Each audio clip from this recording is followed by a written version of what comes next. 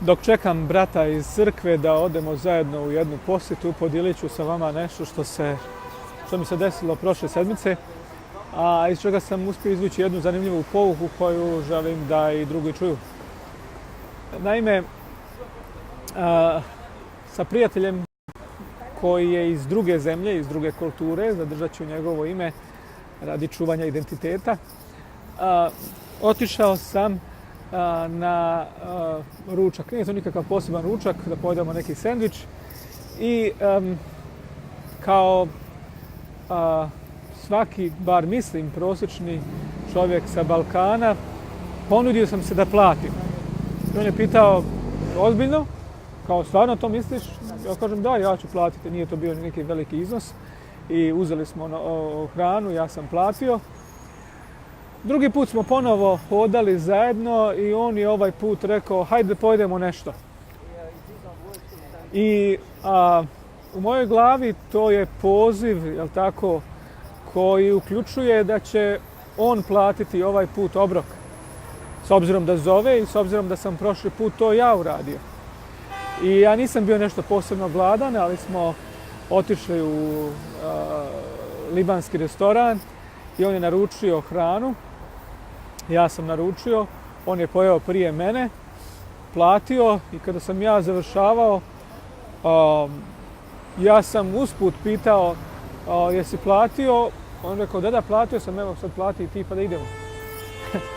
Kada sam pitao da li je platio, mislio sam da li je platio i za mene. Ali on to nije mislio. To je bilo moje predubeđenje, ali ne i njegovo. Isto tako on je naručio hranu i mislio je da se hrana može naručiti u određenom iznosu novca, ali oni koji su njemu dali hranu nisu to mislili, nije postojala ta opcija. Tako da nije baš bio oduševljen kada je plaćao zato što je dobio drugačiji iznos nego što je očekivao. I dakle, u oba slučaja se radi o unaprijed stvorenim mišljenjima i stavovima koji su tako duboko ukorijenjeni u nama, sa kojima smo odrasli, na koje su nas naučili i koje stalno održavamo i ponavljamo.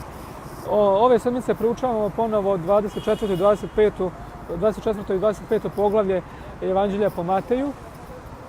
I to su dobro poznati tekstovi za adventiste i jako važni u kontekstu eshatologije posljednjih dana, očekivanja Isusa Hrista.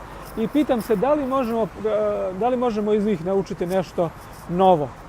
Ili ćemo i ove subote ponavljati ono što vrlo dobro znamo i iščitavati iz tih tekstova sve ono što smo dugi niz godina učili i ponavljali. Sjećam se kada sam prvi put se susreo, kad sam počeo da radim sa određenom braćom koji su me tražili da odredimo tačku gdje se nalazimo, u kojem smo stihu mi sada. Postoji nešto više u tom tekstu što možemo da naučimo, to je pitanje za svakog od nas i da li smo spremni da odbacimo možda neke naše unaprijed stvorene stavove radi želje da nam taj tekst bude svjež, nov i izazovan. Naravno, reći ćemo da mnogo toga smo naučili iz tekstova Ellen White i da su oni tačni i da jednostavno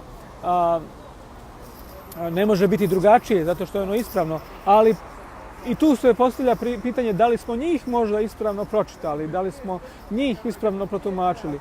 U svakom slučaju trebamo biti spremni da svakom tekstu priđemo otvorene glave i otvorenog uma i da ostavimo po strani naše unaprijed stvorene stavove i ideje i da dopustimo svakom tekstu, pa i ovom koga ćemo ove sedmice proučavati, 24. i 25. poglavlju Mateja, da nam progovori iznova još jedan put, ovaj put silnije i svježije.